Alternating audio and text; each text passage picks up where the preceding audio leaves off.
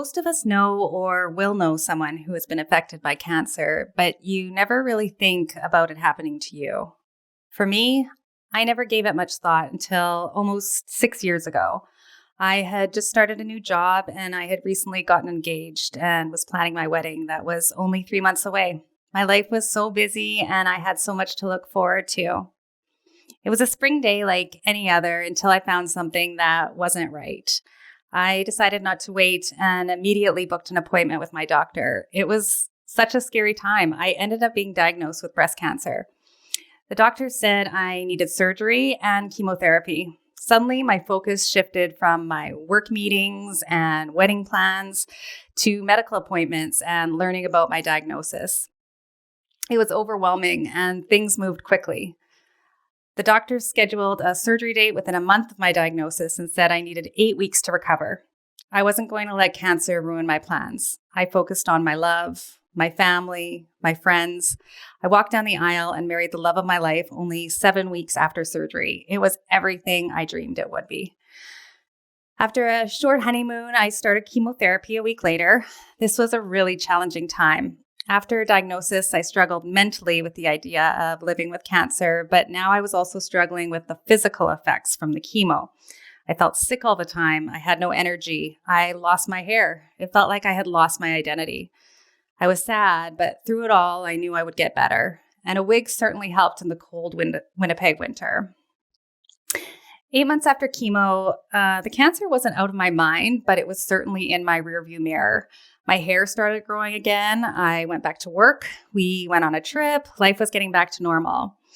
Another year passed and we started planning a family and bought a new home. It was right around that time that I started feeling pain in my ribs and back. I was afraid to get more tests, but knew something wasn't right. And I received the devastating news that my cancer had spread to my bones. It was now considered incurable stage 4 cancer. The doctors explained the goal of my new treatment would be to slow or stabilize the growth. With this diagnosis, it meant that I wouldn't be able to have children, which was heartbreaking. I would also need to go through chemo.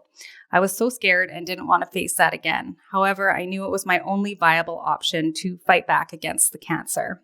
And fight back I did. I fought through 8 more rounds of debilitating chemotherapy, and it worked. It drastically decreased the amount of cancer in my body.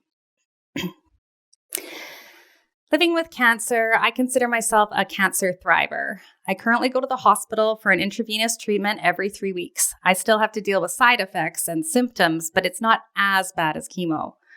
Waiting for results from scans and tests every 3 months is nerve-wracking to say the least. I call that scanxiety. Some days are easier than others, but I think it's important to try to live in the moment and love every day. I'm fortunate to have the love and support from my family and friends. My teenage nieces, who are around the same age as many of you, are a shining light. They cheer me up. They distract me when I'm having a bad day. They call me Cool Aunt Jen, even though I may have given that name to myself. Knowing my diagnosis, I'm sure it isn't easy for them at times, but they help in ways they'll never know. When I was recovering from chemo the last time, I needed some cheering up. We needed some light in our lives, and we got a golden retriever puppy. His name is Bodhi Bear. He was supposed to be a calm therapy dog, but he was anything but calm. The therapy he ended up providing was in the form of snuggles and never-ending play sessions. In the end, he certainly helped my recovery, so I couldn't give this presentation without giving him a shout out. So to end here are some pictures of Bodhi. Hope you enjoy.